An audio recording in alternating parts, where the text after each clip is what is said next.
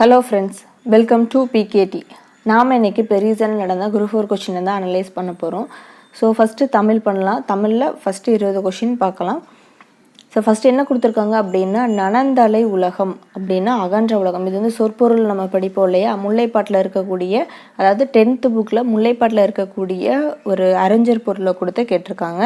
Next மரத்தை இலை காக்கும். ஸோ அப்போனா அதுக்கு தொடர் கேட்டிருக்காங்க. ஸோ இது வந்து ஒரு பழமொழி, மானத்தை பணம் காக்கும். நெக்ஸ்ட்டு நந்தவனம் கண் திறந்து நற்றமிழ் பூ எடுத்து பண்ணோடு பாட்டு சேர்த்து பார் போற்ற வந்தாயோ. இது வந்து ஒரு தாலாட்டு படல் மாதிரி இருக்கும் இல்லையா, அந்த இது. ஸோ இதில் என்ன கேட்டிருக்காங்க அப்படின்னா, மோனை சொல்லை கண்டறின்னு கேட்டிருக்காங்க. மோனை சொல் அப்படின்னா முதல் எழுத்து. சரிங்களா, கொடுத்துருக்க ஆப்ஷனில் 2 சொல்லுக்குமே முதல் எழுத்து எது சேமாக இருக்குன்னு பாருங்கள். ஸோ அதுதான் ஆன்சர். ஸோ இதில் வந்து நந்தவனம் நற்றமிழ் தான் ஆன்சர். நெக்ஸ்ட்டு பொருத்தமான பொருளை தேர்வு செய்க. ஸோ பழமொழிக்கு ஏற்ற மாதிரி ஒரு இதை வந்து தேர்ந்தெடுக்க சொல்லியிருக்காங்க. நெல்லிக்காய் மூட்டை கொட்டினார் போல. ஸோ அதாவது நெல்லிக்காய் மூட்டை கொட்டின உடனே என்ன செய்யும், அங்கங்கே செதறும் இல்லையா. ஸோ கீழே இருக்கிறதுக்கு எது ஆப்டாக இருக்குன்னு பாருங்கள். ஸோ நமக்கு 2 இது ஒமிட் பண்ணிடும், பயனற்ற செயல் தற்செயல் நிகழ்வு அப்படிங்கிறது. ஸோ தடையின்றி மிகுதியாக ஒற்றுமையின்மை, இதில் தான் நமக்கு டவுட் வரும்.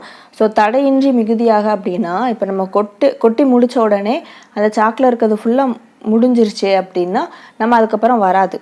சரிங்களா. ஸோ மிகுதியாக, தடையின்றி மிகுதியான வந்துக்கிட்டே இருக்கும் அது அப்படின்னு அர்த்தம். ஸோ அது வந்து வந்துக்கிட்டே இருக்கும் அப்படின்னு அர்த்தம். ஸோ இது வந்து அப்படி வராது. ஸோ அதனால் இது வந்து ஒற்றுமை இன்மை. நெக்ஸ்ட்டு மரபு பிழையை நீக்கி எழுதுக.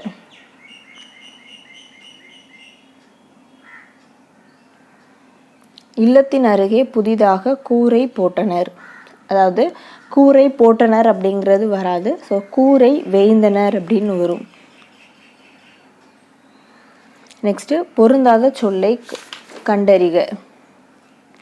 ஸோ செப்பலோசை, துள்ளலோசை, அகவலோசை, ஓங்கலோசை. ஸோ இதில் வந்து ஓங்கலோசை அப்படிங்கிறது கிடையாது. ஸோ அந்த இடத்துல என்ன வரும் அப்படின்னா தூங்கலோசை அப்படின்னு வரும். ஸோ இப்போ செப்பலோசை எதுக்குரியது, வெண்பாக்குரியது. அகவலோசை ஆசிரியப்பாவிற்குரியது. துள்ளலோசை களிப்பாக்குரியது. ஸோ இந்த இதில் வந்து தூங்கலோசை கொடுக்கல இல்லையா. ஸோ அதுக்கு தான் ஓங்கல் அப்படின்னு கொடுத்துருக்காங்க. ஸோ அதுதான் தப்பு. ஸோ தூங்கலோசை வந்து வஞ்சிப்பாவுக்கு உரியது. நெக்ஸ்ட்டு எதிர்ச்சொல் அறிதல். ஸோ ஊக்கம் அப்படிங்கிறதோடைய எதிர்ச்சொல் சோர்வு. நெக்ஸ்ட்டு நீளுழப்பை என்பதை பிரித்தெழுதுக. ஸோ இதில் வந்து பிரித்து பாருங்கள். பிரித்ததுக்கு முன்னாடியும் பின்னாடி இருக்கக்கூடிய எழுத்து, அதாவது ப்ளஸ் போட்டதுக்கு முன்னாடியும் ப்ளஸ் போட்டதுக்கு பின்னாடி இருக்கக்கூடிய எழுத்தை நான் சேர்த்தேன் அப்படின்னா அந்த லூ அப்படிங்கிற எழுத்து எனக்கு வரணும். சரிங்களா. அதாவது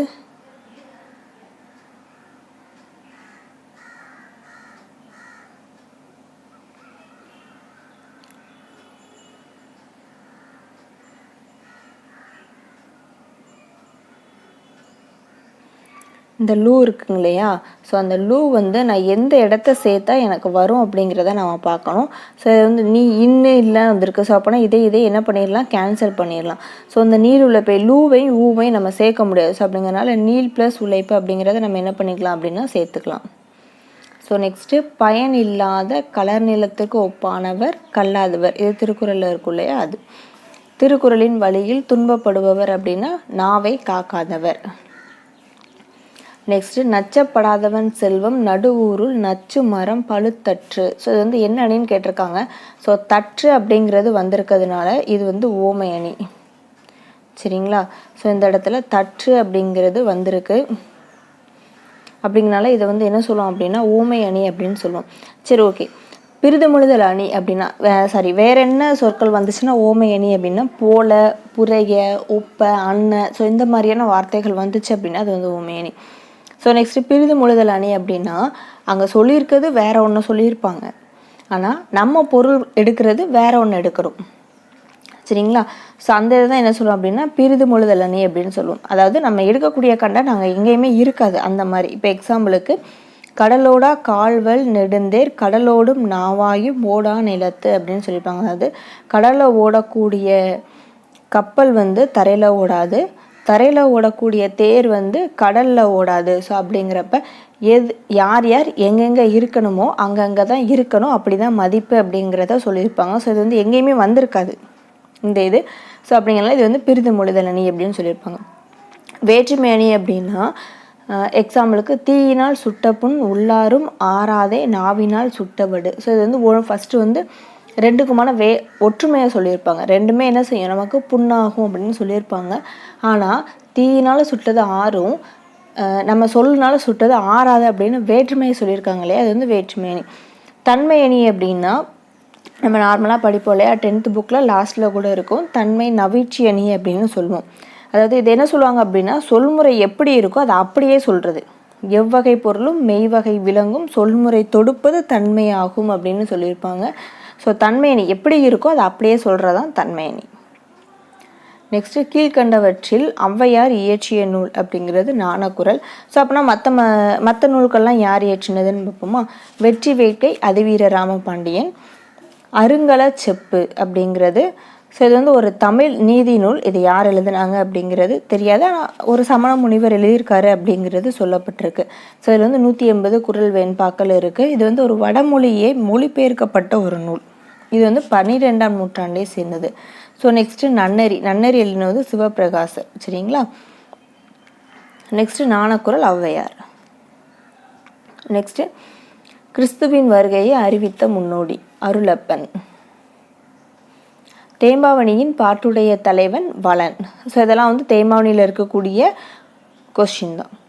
நெக்ஸ்ட்டு முத்தொள்ளாயிரம் காட்டும் போர்க்கள சிறப்புடைய நாடு அப்படிங்கிறது சோழ நாடு. இதில் ஒவ்வொன்றுக்கும் ஒவ்வொரு இதை சொல்லியிருப்பாங்க. அதாவது கோக்கிள்ளி நாடு, கோக்கிள்ளி நாடு, கோதை நாடு அப்படின்லாம் நிறையா சொல்லியிருப்பாங்க. அதாவது சேர நாட்டை கோதை நாடுன்னு சொல்லியிருப்பாங்க. தொண்டை நாடுங்கிறது அதில் வரவே வராது. ஸோ பாண்டிய நாடை வந்து வெண்குடையான் நாடுன்னு சொல்லியிருப்பாங்க. சோழ நாடை வந்து ஏற்கள சிறப்பும் போர்க்கள சிறப்பும் உடைய நாடு அப்படின்னு சொல்லியிருப்பாங்க. ஸோ முத்தொள்ளாயிரத்தை வந்து 130 பாடல்கள் வந்து இருக்கும். ஸோ இதில் ஒவ்வொரு மூவேந்தர்களையும் பற்றி சொல்லியிருப்பாங்கங்க. இந்த பாட்டில் மூவேந்தர்களை பற்றியும் சொல்லியிருப்பாங்க. நெக்ஸ்ட்டு தொல்காப்பியத்தில் ஒரு பாட்டு கொடுத்து இது எதை உணர்த்துதுன்னு கேட்டிருக்காங்க. ஸோ கொடுத்துருக்க பாட்டு பல்லு அப்படிங்கிற இலக்கியத்தை பற்றி சொல்லுது. நெக்ஸ்ட்டு சந்து இலக்கியம் அல்லது வாயில் இலக்கியம் என்று அழைக்கப்படுவது தூது. சரிங்களா. இந்த நம்ம 10th படிச்சப்போல தமிழ் வீடு தூது, ஸோ அந்த இதில் கூட இருக்கும். நெக்ஸ்ட்டு புலமை பெருங்கடல் என அழைக்கப்பட்டவர் வாவே சுவாமிநாதர். நெக்ஸ்ட் காந்தியடிகள் தமிழகம் வந்த போதெல்லாம் அவரது மேடை பேச்சினை மொழிபெயர்த்தவர் திருவி கல்யாண சுந்தரனார். அதாவது திருவிக்காக தான் என்ன பண்ணியிருப்பார் அப்படின்னா மொழிபெயர்த்திருப்பார்.